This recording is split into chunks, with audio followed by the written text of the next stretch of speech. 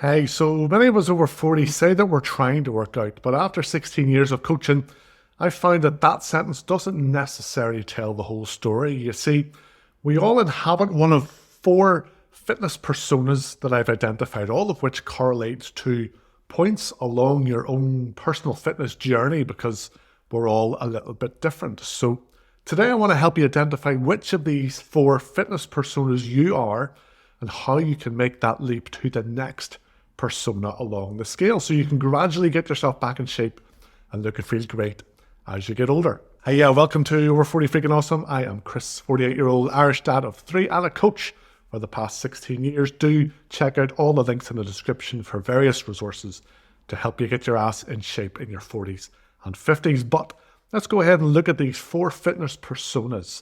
I'm going to cover each persona in turn so you can figure out which of them you are.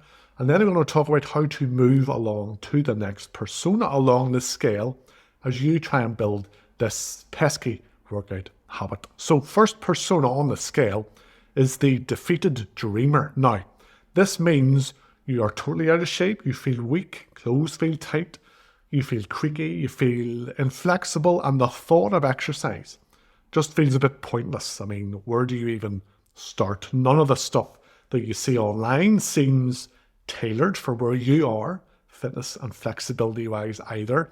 And the thought of rocking up at the gym and being surrounded by lots of folks who are in better shape than you and know what they're doing, that fills you with dread. You have basically got to the point where you've lost a bit of faith that you can change at all.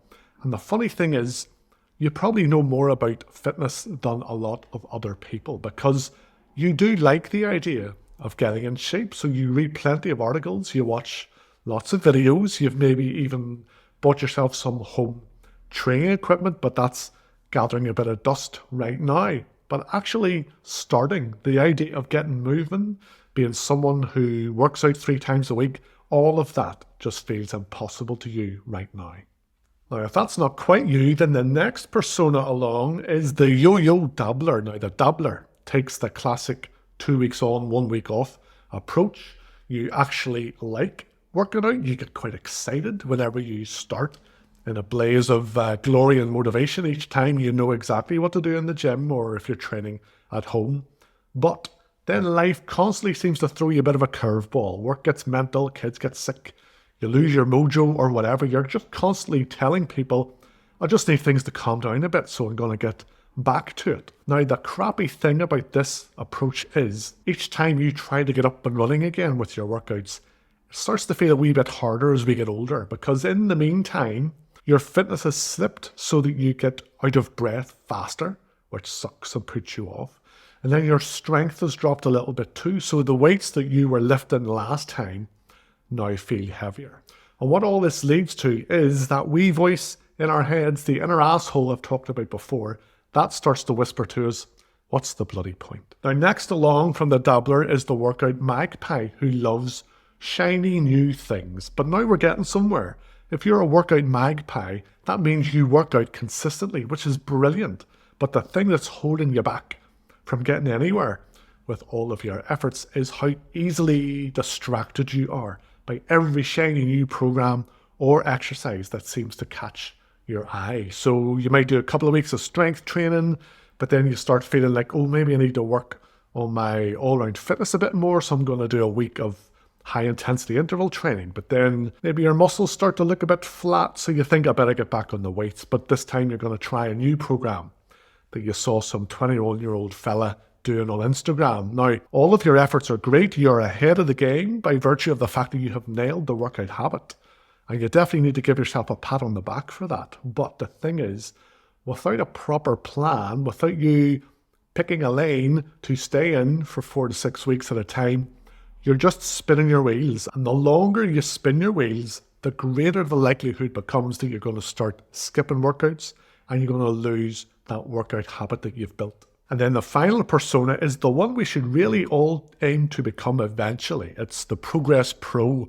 You're essentially at this stage the workout Yoda. You've got your training mapped out months in advance.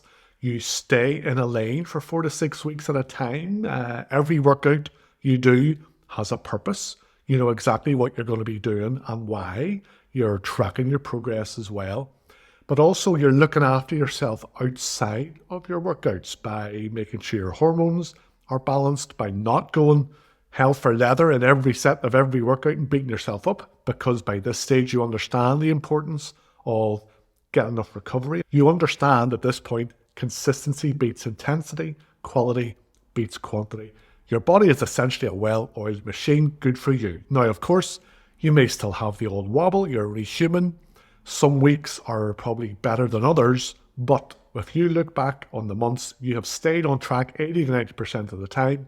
For someone over 40, if you're a Progress Pro, you're absolutely smashing it, and I'm sure your fitness and body shape reflects that. Okay, so now you know which persona you are basically. Maybe you're in between a couple of them, but you know roundabout where you are along this workout habit scale. Let's talk about how to level up, how to move to the next stage gradually. The defeated dreamer can't jump straight into being a Progress Pro, even though that's a mistake a lot of us make. We need to be more realistic and just aim to move to the next persona along. So let's say you're a defeated dreamer. Here is how to become a yo-yo dabbler. So listen, even dabbling a bit at this stage, starting, is going to be a win for you. You need to stop overthinking. You need to stop procrastinating and being a bit scared. Forget all that knowledge in your head for a moment. You don't need the perfect program that ticks every box at this stage.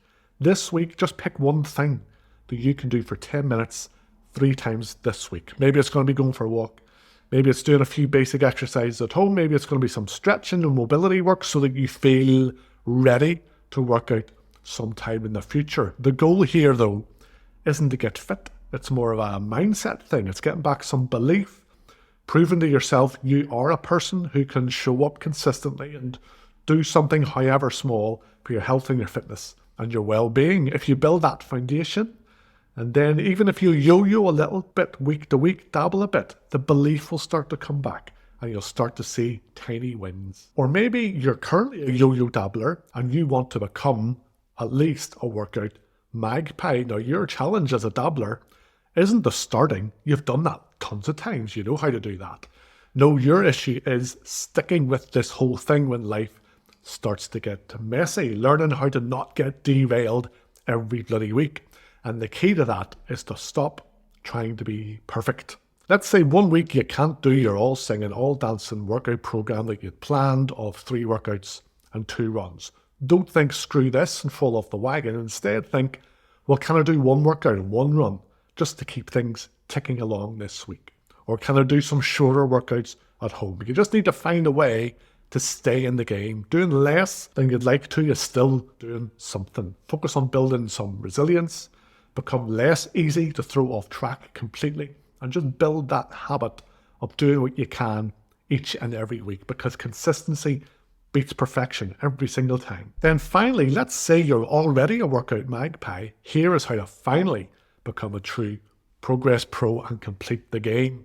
If you're a magpie, you've done very well, because you've done what so many others fail to do. You have nailed the workout habit. You have done the hardest bit at this stage, but you want and need results and progress so that you stay motivated, you keep turning up. Essentially what you need is a proper plan, one you can stick to for 4 to 6 weeks at a time with a clear goal, whether that's fitness, muscle, strength, or fat loss. And you need to always build in a little bit of wiggle room in each workout to keep things interesting and to stop you ripping up your program every week and starting again because you've got bored. So what I want you to do is to map out your next 3 months, 2 mini projects of 6 weeks each. So maybe your first 6 weeks, you're going to focus on just building some aerobic fitness while still keeping the strength side of things ticking along, but it's not the focus. So build out that program, but assign 5 minutes at the end of every workout to doing something random that you want to do. Then the next 6-week project, maybe you want to go back to focusing more on gaining some strength and improving your body shape. Great. Again, build yourself out that program and include a joker exercise at the end, whatever you want, so you can still include that random thing that you saw online last week without ballsing up your whole program.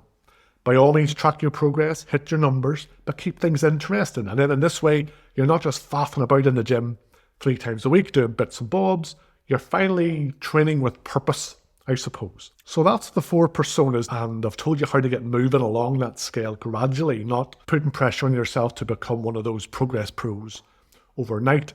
In all of this, we do need to be kinder to ourselves when you're trying to work out more and get in shape. Just moving from each of those personas to the next one needs to be seen as a massive win, because being a yo-yo dabbler is so much better than being one of those defeated dreamers who's stuck and lacks belief. Similarly, becoming a workout magpie, even if you're jumping from program to program, week to week, that still beats that constant on-off dabbling you were doing. But then don't get discouraged if you're not at that kind of progress pro level just yet. Just like any computer game, or computer games in my day anyway, they've changed a bit now. Any computer game, just focus on getting to the next level instead of being pissed off that you haven't completed the whole game just yet. Just stay in the game. Work on moving to the next persona. Level up instead of giving up, and you'll be fit, strong, and bulletproof in your 40s, 50s, and beyond. Do let me know in the comments or by email which persona you are, but take care of yourself, mate.